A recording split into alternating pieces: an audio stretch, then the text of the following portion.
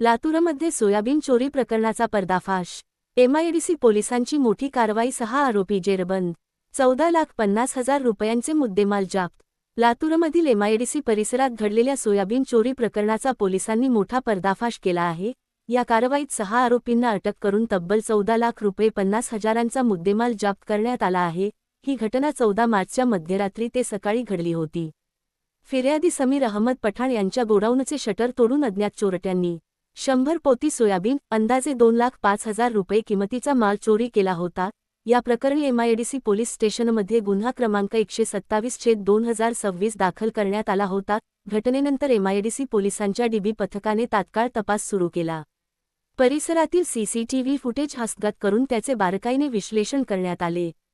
तसेच गुप्त माहितीच्या आधारे आरोपींचा शोध घेण्यात आला। पोलिसांनी 6 आरोपींना अटक केली आहे।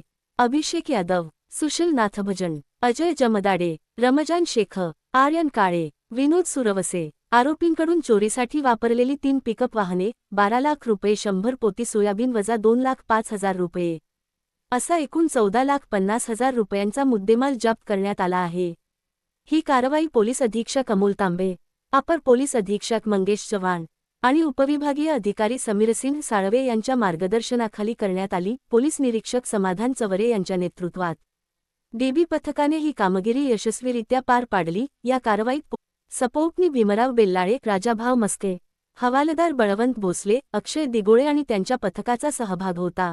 सध्या या प्रकरणाचा पुढील तपास सुरू असून आरोपींकडून आणखी गुन्ह्यांची उकल होण्याची शक्यता पोलिसांनी व्यक्त केली आहे। व्हिडिओ आवडला तर लाईक करा, चॅनल सबस्क्राईब करा आणि शेअर करायला विसरू नका।